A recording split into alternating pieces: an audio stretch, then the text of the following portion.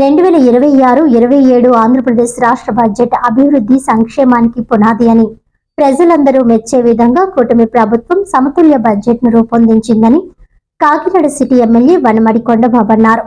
కాకినాడలో నిర్వహించిన పత్రికా సమావేశంలో ఎమ్మెల్యే వనమాడి కొండబాబు, ఎమ్మెల్సీ పేరా భక్తుల రాజశేఖర్ మాట్లాడుతూ 3,32,205 కోట్ల రూపాయలతో రూపొందించిన రాష్ట్ర బడ్జెట్ లో అభివృద్ధి సంక్షేమానికి సమపాలనలో ప్రాధాన్యత ఇచ్చినట్లు తెలిపారు. అమరావతి నిర్మాణానికి 6,000 కోట్ల రూపాయలు, రోడ్లు, పోర్టులు, ఎయిర్పోర్ట్లకు 13,546 కోట్ల రూపాయలు, విద్యుత్ రంగానికి 13,934 కోట్ల రూపాయలు, ఇరిగేషన్ ప్రాజెక్టులకు 9,906 కోట్ల రూపాయలు, పోలవరానికి 6,105 కోట్ల రూపాయలు కేటాయించినట్లు వివరించారు. అలాగే ఎన్టీఆర్ భరోసాకు 27,719 కోట్ల రూపాయలు, తల్లికి వందనం పథకానికి 9,668 కోట్లు, అన్నదాత సుఖీభవకు 6,600 కోట్లు కేటాయింపులు జరిగాయని తెలిపారు. జిల్లాల నీటిపారుదల ప్రాజెక్టులకు భారీ నిధులతో రైతులకు మేలు జరుగుతుందని ఎమ్మెల్సీ రాజశేఖర్ అన్నారు. ఈ బడ్జెట్ తో స్వర్ణాంధ్ర 2047 లక్ష్యాలు మరింత వేగంగా సాధ్యమవుతాయని నాయకులు విశ్వాసం వ్యక్తం చేశారు.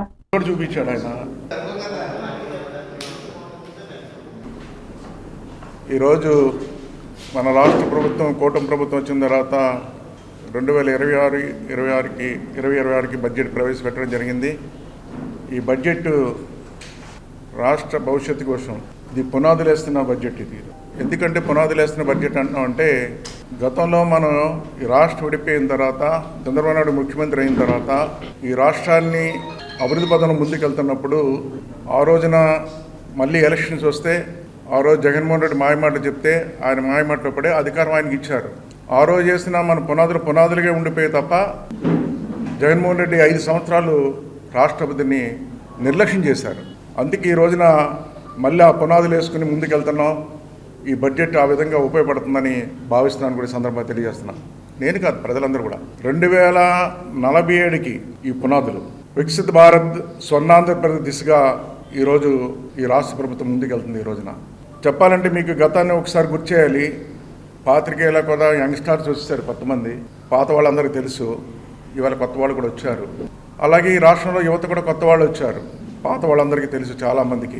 ఈ కొత్తగా వచ్చిన యువతకు కూడా తెలియాలి, ఈ రాష్ట్రాన్ని స్వర్ణాంధ్రప్రదేశ్గా తీర్చిదిద్దాలని చంద్రబాబు నాయుడు గారు 2020 నాటికి ఆయన ముఖ్యమంత్రి ఉండగా 99లో విజన్ తయారు చేస్తారు. ఆ రోజున మీ అందరికీ తెలుసు. 99లో ఆయన ముఖ్యమంత్రి ఉండగా 2020 నాటికి రాష్ట్రాన్ని స్వర్ణాంధ్రప్రదేశ్గా తీర్చిదిద్దుతాం ఈ రాష్ట్రాన్ని అని చెప్పి ఒక విజన్ తయారు చేయడం జరిగింది ఆయన. ఆ 2020 నాటికంటే 20 అయిపోయింది. ఈరోజు 26లో ఉన్నాం మనం. 6 సంవత్సరాలు ఎక్స్ట్రా అయింది. కానీ అది మనం సాధించబడే కారణం ఏంటంటే కంటిన్యూగా ముఖ్యమంత్రిగా లేరు ఆయన. 5 సంవత్సరాలు ఆయన ముఖ్యమంత్రిగా ఉండి ఆ రోజు పునాదులు వేసి ఆ రోజు తయారు చేస్తే ఆ రోజు మీ అందరికీ తెలుసు రాష్ట్రం విడిపోవడం జరిగింది. అది రాష్ట్రం విడిపోయినా కంటిన్యూ ఉన్నప్పటికి కూడా ఆయన ముఖ్యమంత్రిగా ఉంటే 2020కి స్వర్ణాంధ్రప్రదేశ్ సాధించేవాళ్ళం. అంటే ఈ దేశంలో నెంబర్ 1 రాష్ట్రం అయి ఉండేది. ఆ రోజు ఆయన వేసిన పునాదులు కానీ ఈ రాష్ట్రానికి పక్కన రాజధాని, పోలవరం, అన్ని జిల్లాలు సమాన అభివృద్ధి జరగాలి, ఈ రాష్ట్రాన్ని నెంబర్ 1గా తీసుకెళ్లాలని చేసిన పునాదులన్నీ కూడా చిన్నభిన్నం అయిపోయినాయి. ఏదైతే జగన్మోహన్ రెడ్డి పరిపాలనలో అభివృద్ధి పక్కన పెడేశాడు. అందరికీ నమస్కారం.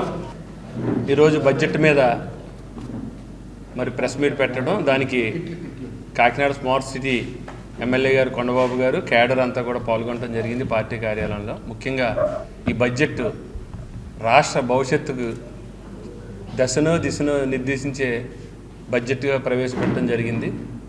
రాష్ట్ర ప్రజలు ఆశలకి ఆ ఆశయాలకు తగ్గట్టుగా ఈ కూటమి ప్రభుత్వం ఈ బడ్జెట్ను రూపొందించడం జరిగింది. 2026-27 బడ్జెట్ 3,32,205 కోట్లతో అభివృద్ధికి సంక్షేమానికి కూడా మరి భాగస్వామి ఇస్తూ ఈ బడ్జెట్ ప్రవేశపెట్టడం జరిగింది. చంద్రబాబు నాయుడు గారి నాయకత్వంలో ఏదైతే మేము విజన్ 2047 నిర్ణయించుకున్నామో దానికి తగ్గట్టుగా ఈ బడ్జెట్ ప్రవేశపెట్టడం జరిగింది. ముఖ్యంగా జలజీవన మిషన్ మీ అందరికీ తెలుసు. గత ప్రభుత్వంలో కేంద్రం ఇచ్చిన నిధులను కూడా వాడుకోలేని పరిస్థితి. మళ్ళీ చంద్రబాబు నాయుడు గారు, పవన్ కళ్యాణ్ గారు కేంద్రాన్ని ఒప్పించి మరి 2 సంవత్సరాల టైం తీసుకుని 16,000 కోట్ల రూపాయలు మళ్ళీ రీశాంక్షన్ చేయడం జరిగింది. 30,000 కోట్ల పైచిలకు బీసీలకు, అలాగే ఎస్సీలకు 20,000 కోట్ల పైచిలకు, ఎస్టీలకు 9,000 కోట్లు, ఈబీసీలకి 10,000 కోట్లు. అంతే అన్ని వర్గాల ప్రజలకి కూడా న్యాయం జరిగేటట్టుగా ఈ కూటమి ప్రభుత్వం ఈ బడ్జెట్ని ప్రవేశపెట్టడం జరిగింది.